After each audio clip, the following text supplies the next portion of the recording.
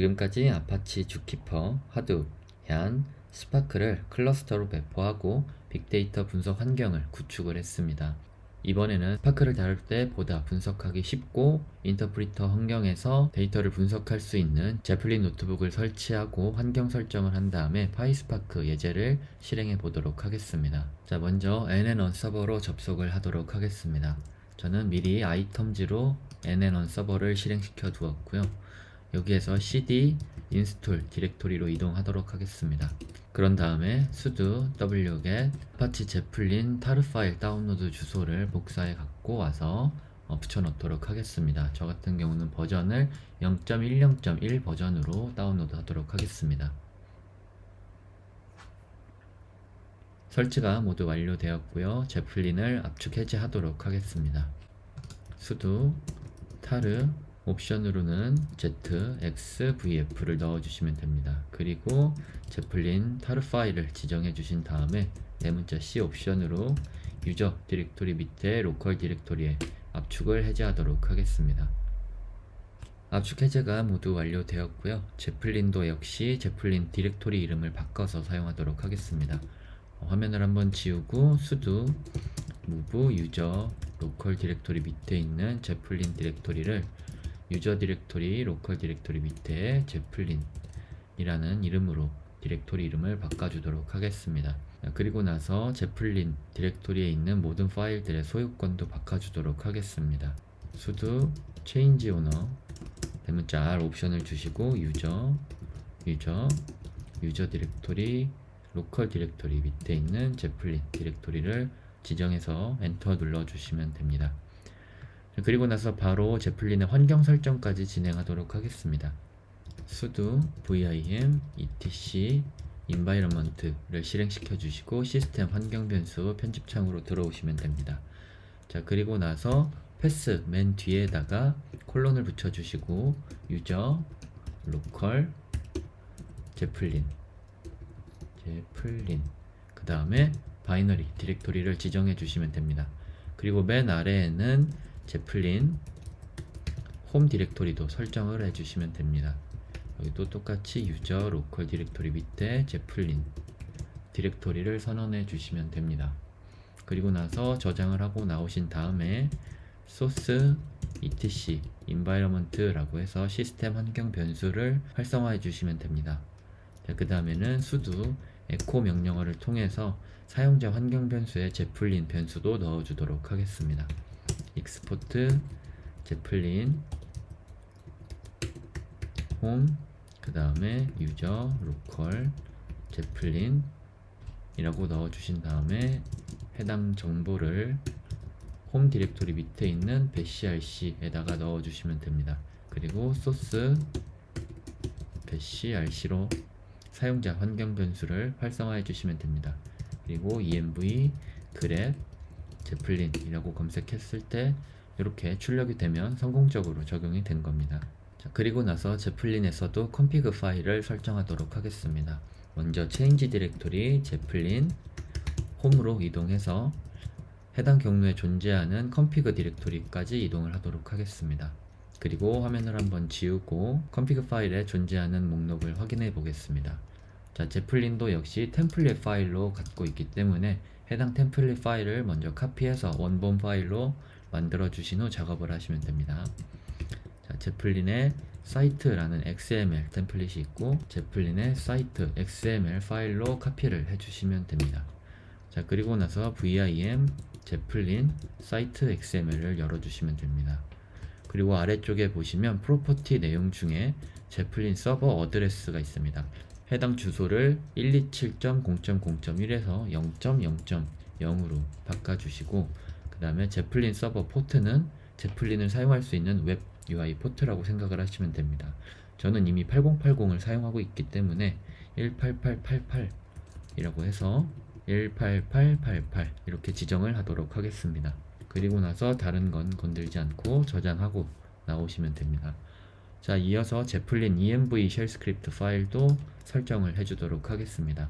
copy 제플린 env 쉘 스크립트 템플릿을 제플린의 env 쉘 스크립트로 카피를 해주시면 됩니다. 그리고 나서 vim 제플린 env 쉘 스크립트를 열어주시면 되고요.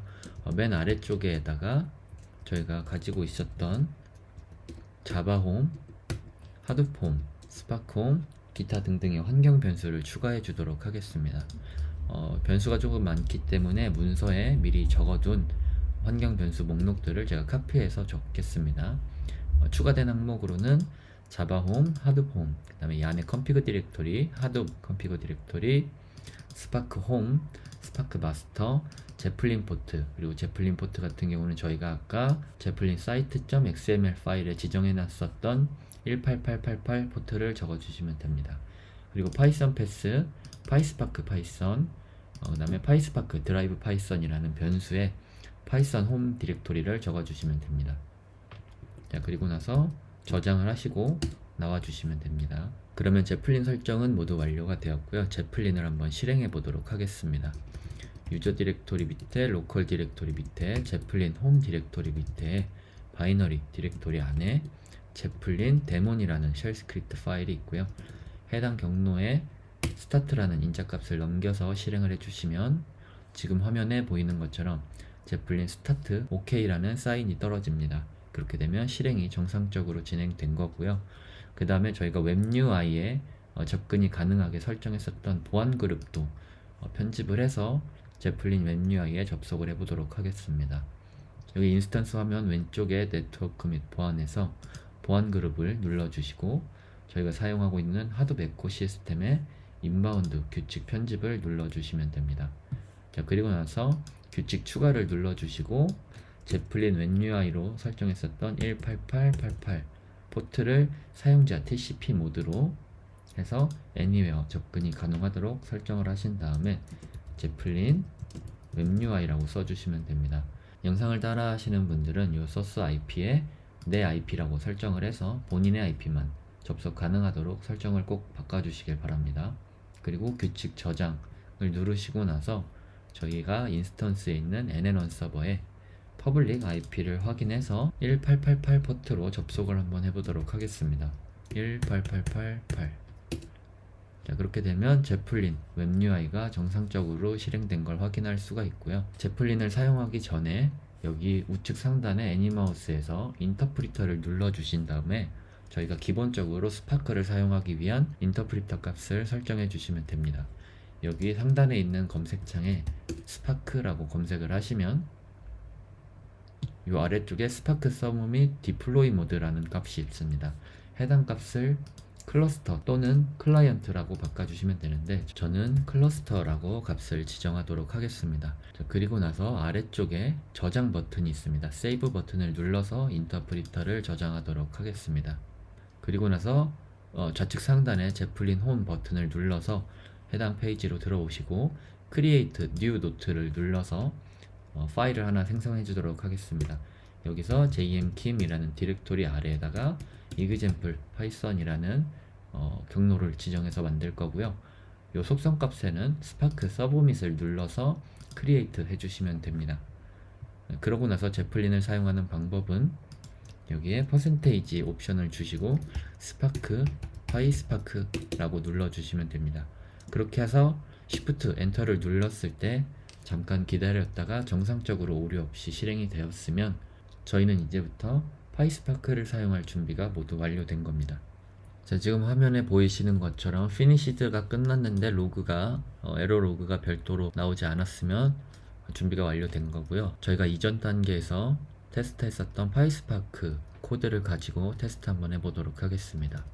자, from PySpark.sql로 import spark 세션을 선언하도록 하겠습니다. 그리고 from PySpark.sql 안에 functions라는 함수를 가지고 와서 컬럼을 지정하는 기능을 하나 선언하도록 하겠습니다. 그리고 sc 변수에 스파크 세션 빌더라는 걸 선언하고 마스터 값으로는 마스터 이 안을 넣어주시면 됩니다. 자, 그리고 나서 앱네임에 jmkim 테스트라고 지정해 주도록 하겠습니다. 여기 역슬래시도 빼먹지 마시고요. 그 다음에 get all create 또 실행을 해주도록 하겠습니다. 자, 그리고 나서 한번 실행을 해볼게요. 이상이 없이 실행이 되었고 이 아래 칸 셀에서 SC 값도 출력해 보도록 하겠습니다. 이렇게 됐을 때 스파크 세션이 나오면 정상적으로 선언이 된 겁니다. 그리고 나서 데이터 프레임에 df 변수를 선언해서 sc read csv 값으로 저희가 이전 단계에서 넣어놨었던 하둡 테스트 디렉토리에 영화 정보를 담고 있는 csv 파일을 읽어오도록 하겠습니다. 그리고 헤더는 true 값을 넣어 주실 거고요. 여기서 엔터 눌러서 한번 실행해 보도록 하겠습니다. 선언이 모두 완료가 되었고요. 이 아래 칸 셀에서 df show라는 명령어로 한번 실행을 해 볼게요. 정상적으로 csv 파일이 읽어와진 걸 확인할 수가 있고요. 그 다음에 맨 아래 칸에 df select movie name 이라는 컬럼과 mng name 이라는 컬럼, 그 다음에 import company name 이라는 컬럼도 가지고 오도록 하겠습니다. 마지막으로 하나 더 grade name 까지 가지고 오도록 하겠습니다. 자, 그리고 나서 엔터 누르기 전에 마지막에 show를 붙여서 컬럼을 확인해 보겠습니다. 자, 이렇게 해서 에러가 났을 경우에는 여기 각 컬럼을 아까 functions에서 가지고 온 call이라는 함수에 넣어 주시면 됩니다.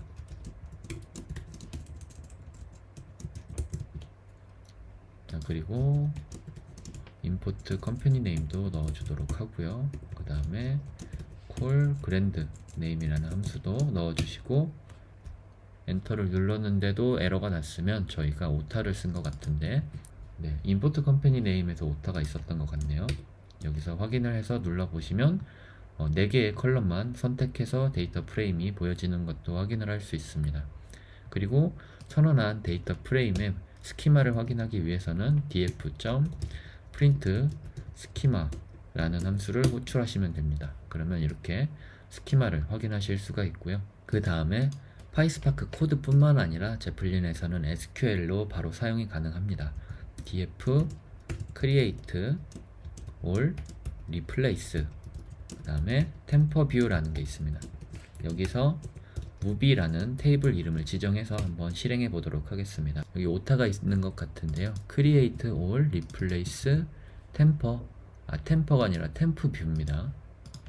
그리고 movie라고 지정을 해주시면 이 아랫부분에 인터프리터를 스파크, 파이스파크가 아니라 percentage spark SQL이라고 지정을 해주신 다음에 select all from movie 테이블을 읽을 수가 있습니다. 그러면 이렇게 테이블이 예쁘게 노출된 것도 확인을 하실 수가 있고요. 그 다음에 여기서 그래프도 확인을 하실 수가 있습니다. 지금은 그냥 일반 테이블이기 때문에 그래프가 따로 보여지지 않는데 저희가 한번 그래프를 예쁘게 볼 수 있도록 작성해 보도록 하겠습니다. 예를 들면 select nlty name을 group by 지정해서 한번 작업해 보도록 하겠습니다. 그리고 from movie group by nlty nm 이라는 컬럼을 지정해서 작성해 주시면 되고요. 여기서 오타가 났는데 저희가 인터프리터 이름을 바꿔주지 않았네요. 스파크의 SQL 이라고 지정을 해주시고 실행을 해주시면 됩니다. 자, 그러면은 각 나라별로 카운트 값이 집계가 되었고요. 여기서도 막대 그래프 혹은 파이 그래프 이런 식으로 그래프들을 모두 확인하실 수가 있습니다. 그래서 제플린으로 시각화를 해서 데이터 분석을 하거나 개발을 진행하실 때 이런 식으로 별도 라이브러리 필요 없이 스팍만으로도 이렇게 작업이 가능합니다. 자, 지금까지 제플린에서 파이스파크 예제를 다뤄보았고요. 앞으로 더 큰 사이즈의 데이터를 다루실 필요가 있으신 분들은 저희가 작업했었던 환경에서 인스턴스를 병렬로 더 추가하시거나 혹은 인스턴스의 사양을 더 높여서 작업을 하시면 선형적으로 성능이 증가해서 빅데이터를 다루실 수가 있을 겁니다. 지금까지 빅데이터 분석 환경 구축을 위한 과정이었습니다. 감사합니다.